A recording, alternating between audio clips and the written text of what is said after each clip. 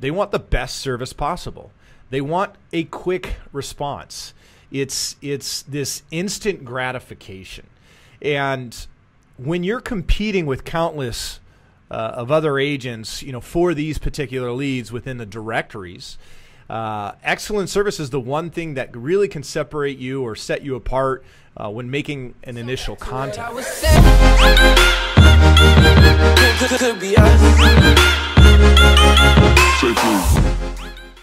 What's going on, everybody? This is Nick, your COO, co-founder, Agent Elite, and today actually kicks off week 1 of our series, Lead Management. So today's topic is really going to be focused on real estate directory lead management, which is super important. And first off, anytime we get a lead through any real estate directory, ideally you should be contacting that lead within the first 5 minutes.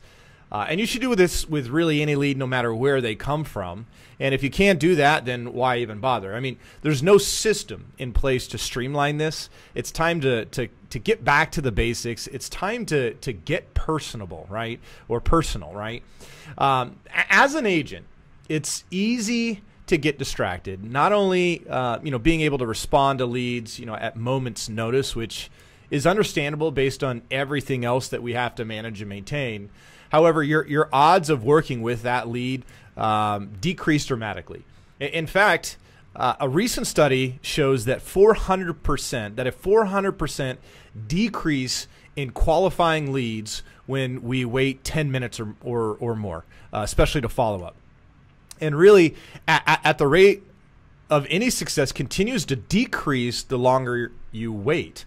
And the best time to text or call any lead that comes through is really within the first 5 minutes. Now, it's still really important to remember, buyers and sellers, better yet, people, right?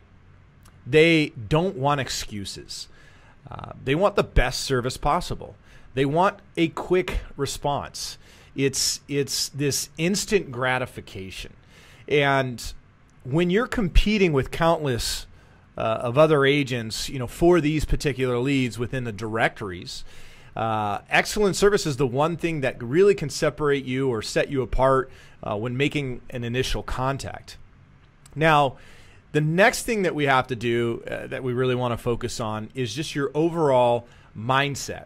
Mindset really matters. Any kind of sales, real estate industry, mindset is huge. Striving to serve, making your mindset your number one goal, or making it your number one goal to help clients, right? So stop really kind of focusing on the end result and start focus on planting the seed. Eventually you're going to get to harvest your crops, and consumers they're not stupid, right? The average person can pick up on whether or not you're genuine within the first couple minutes. So that's what this is why you can't, treat prospects like dollar signs and expect to convert at a high rate. That's anything above average. It's a process, and the wait, I promise you, will be well worth it. If we look at, let's say, agents that are converting, right, at a high rate, they operate from a place of service first. It's something that shines through over the phone and in person. And you simply have to, focus on your clients, right? And the next thing we want to focus on is really just the overall follow-up. After, making that first impression, don't let your relationship fall apart due to, poor follow-up. It's all about building relationships. And last I checked, right, most couples now, they're dating for years before they actually commit. I think you guys get my point.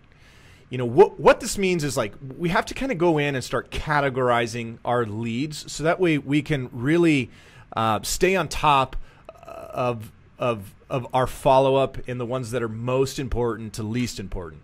If you're not organizing or categorizing your leads, then how do you know what to focus on and what not to focus on? From that initial conversation, you'll usually be able to tell when a person plans to buy or how serious they are in their actual buying process. You just have to remember, this is a process, and not all leads are going to be ready right now. Hence, this is why you need to build this relationship. It's about maintaining them. Let me just give you an example.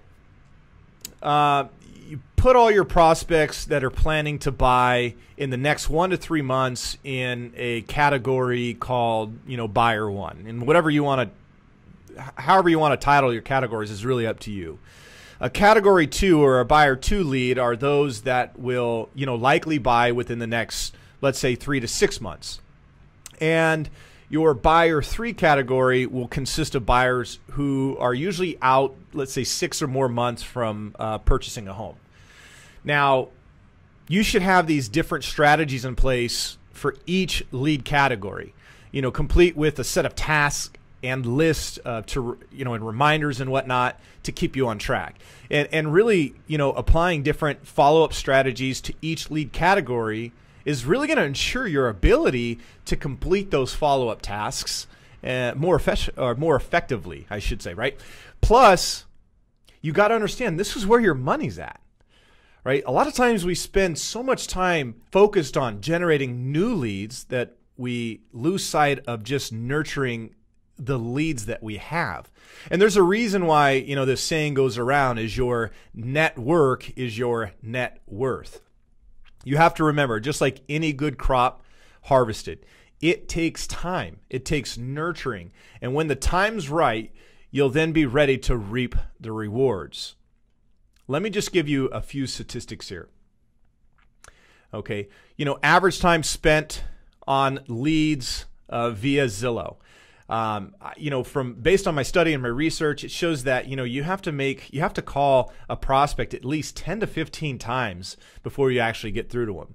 Let alone, it's not just about calling, but it's about shooting a text message. I'm going to give you some stats here just a little bit later that really focus on the percentage of buyers or prospects that respond via text message than just a phone call itself. Nowadays, nobody answers the phone when they just see a phone number unless your name's in their phone.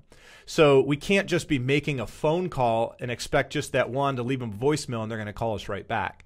So there's several different ways and different formulas that we need to follow in order to be able to convert that lead into a prospect. Right now, also the percentage of leads that convert into sale, we'll get into that here in a second.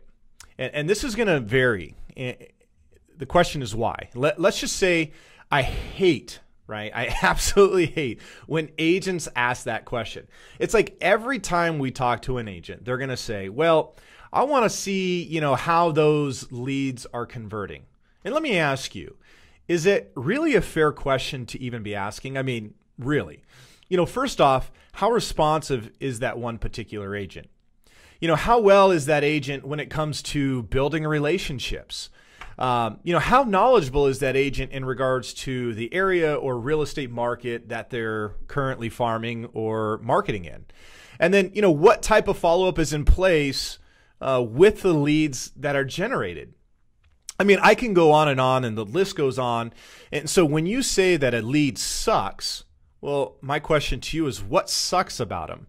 The fact that they didn't answer the phone the one time you called? Maybe the fact that you only called once, right? The fact that you even thought that all the leads would have just a perfect credit score and, ready to buy. Maybe it's the fact that, they were going to not move within the next year or two. I mean, we all want this instant gratification. We get that. But when it comes to leads that we're generating through real estate directories, according to the studies through NAR, it's a 3, 6, 9 month process. And let alone, your leads are not going to always answer right away. If that was the case, then everybody would be an agent. Everybody would be doing what it is that you guys are passionate about doing. But being a real estate agent is more about just selling. It's about building relationships. It's about community, right? Another topic that we can go on and on about is this in general. And I kind of want to stop there. I just want you guys to think about it for 1 minute. If we or Zillow or any lead provider could control the actual quality of lead, don't you think we would just be selling them ourselves or taking a 25% referral fee if we knew that every lead that came through the internet, right, which we have no control over except for the visibility, right? Don't you think we would just be taking those ourselves? I mean, the answer is yes, but it's not that easy, and that's where your job comes into play. Agents vary, markets vary. There's a lot of factors behind managing leads. We already know that most leads are crap. Let's just call it like it is. But it's also a numbers game. And at the same time, agents that have a proper lead management in place are usually the ones flourishing in this industry. It's not a get-rich-quick job. And if agents would focus more of their time learning how to manage the leads that come in and how to truly work their leads versus just generate leads, then I believe that most of us would be in a better position now than we ever been. The fact is money's being left on the table, and a lot of money's being left on the table. So I just want to end with this. We partnered with Elite Informer and came up with several different scripts on how to follow up with your real estate directory leads. So please feel free to go in and download those or connect a request to get those. And also we've created some infographics and a process for better lead management. So I want you guys to check that out. And in the meantime, if you guys have any questions, please feel free to reach out to us at support@agentelite.com, and also visit our website at agentelite.com. And one last thing. If you haven't checked out our newest partnership with the Elite Informer, please do so. They have a ton of great free resources and information for all agents. That about wraps up our series today. Looking forward to seeing you guys next week. Take care.